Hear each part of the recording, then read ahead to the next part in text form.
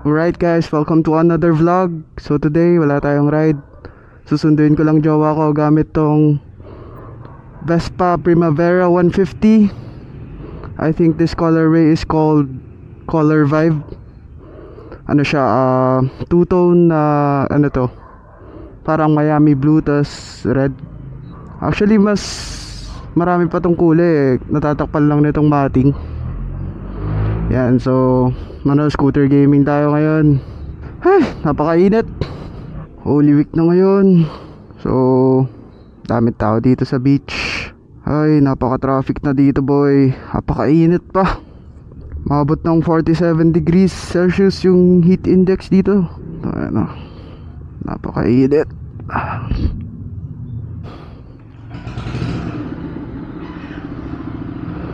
Okay guys, let's go.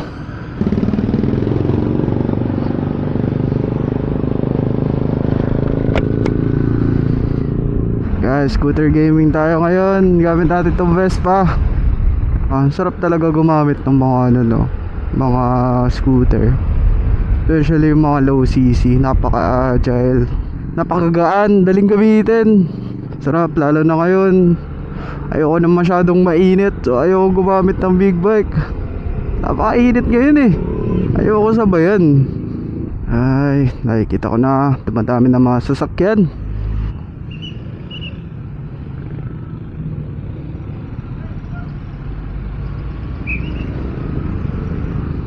Balik tayo dun sa sinasabi ko, napakadaling gamitin talaga ng mga scooter.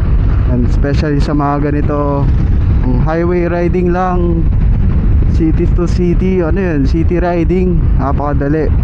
Gusto ko nga pag-usapan yun mga about sa beginner bikes. Yan, first of all, para sa akin, bago ka pa bumili ng motor, kung ano mang motor bibilin mo, at una sa lahat, nakapag-take ka na ng mga riding courses. Dapat bago ka pa sumakay ng motor alam mo na yung mga basics. Tapos pag nag-enroll ka sa mga courses na ganun, matuturuan ka kung paano mag-handle ng motor, paano mag-maneuver, paano mag-brake, kung ano man dyan, yung mga kailangan mo para mag-survive sa highway, or kung ano man, saan mo man gagamitin yung motor mo. Una, dapat ganoon talaga. Bago ka pa bumili ng motor, dapat marunong ka na, diba? Tapos kung wala kang privilege mag-enroll sa mga courses na ganun, kung mag-aaral kayo magmotor, huwag nyo gawin sa highway. Yan, huwag kayo mag-aaral magmotor sa highway or kung saan man yan na dinadaanan ng mga ibang motorista, mga sasakyan. Huwag. Kung magpa-practice kayo magmotor, gawin nyo sa mga empty spaces. Yan, yung mga basketball court yung di ginagamit, mga parking lots, kung ano man yan, kung ano available sa inyo. So ano nga ba ang best beginner bike?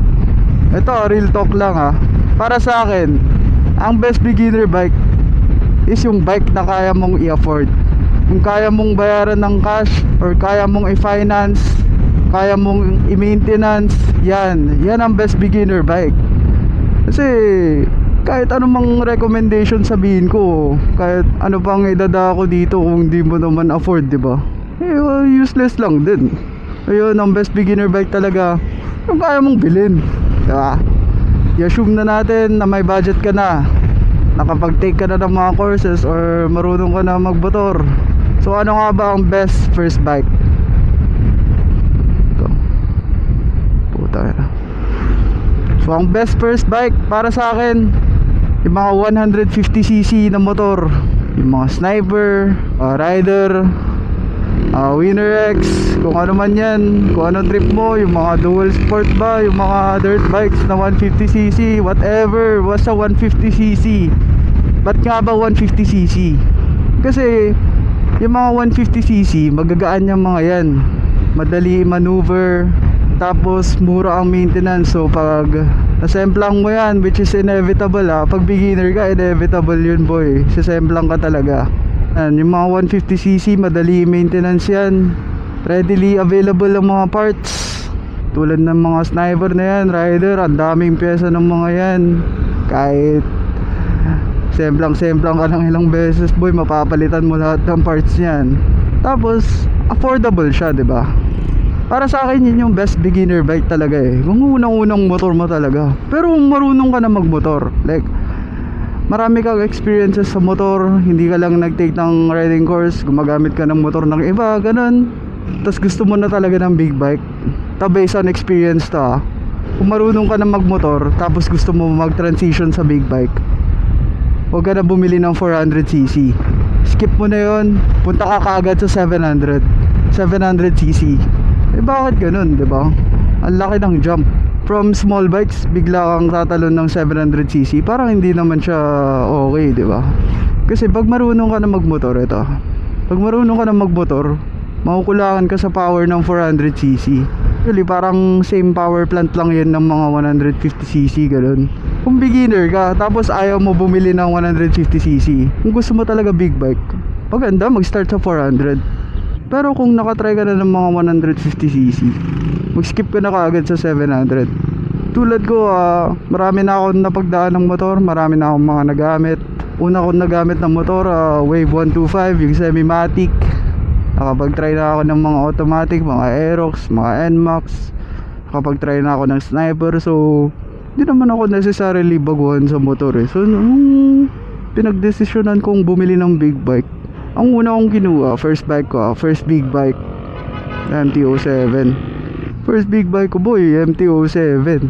Tapos hindi naman ako nabitin sa power niya, which is a good thing. Kasi kung nakatry ako ng mga 400, sabi ko, oo nga no, parang same lang talaga sila sa mga 150cc.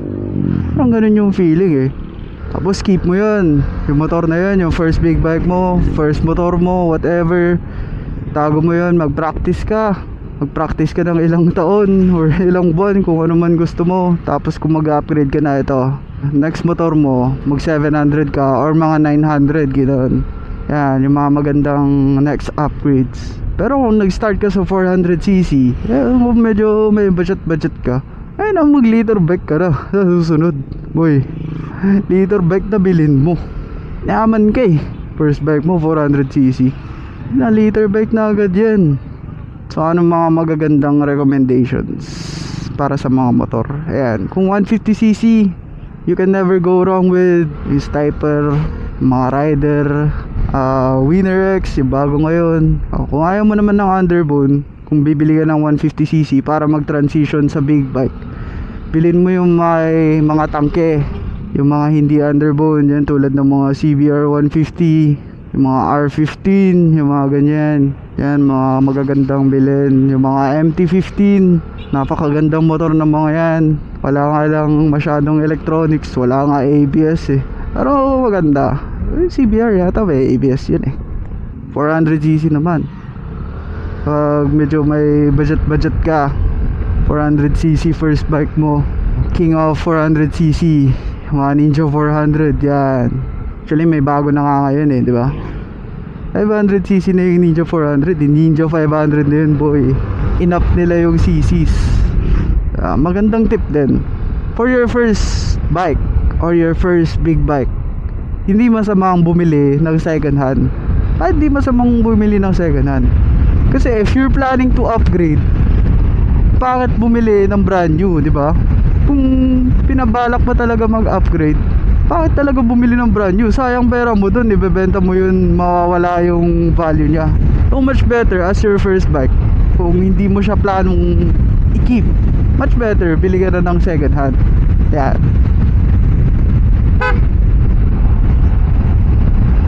Basta tayo sa 400cc. So anong magandang 700cc na motor? Para sa akin, the best 700cc motorcycle is the MT-07. Yan. Bias ako eh, Yamaha fanboy ako eh, pero yun talaga yung feeling ko.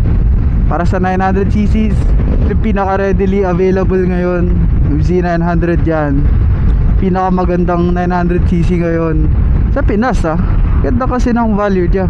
Kahit na tumaas na yung presyo niya, ang panalo pa rin eh, no?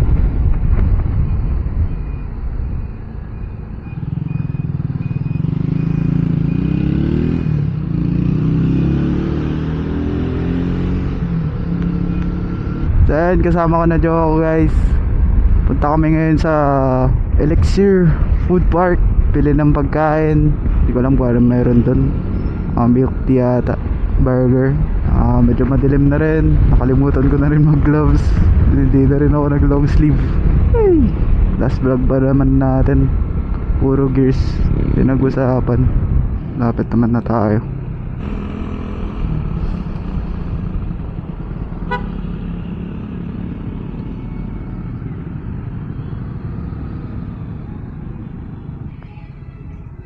So andito na kami. Say hi to the vlog. Okay, maya na guys.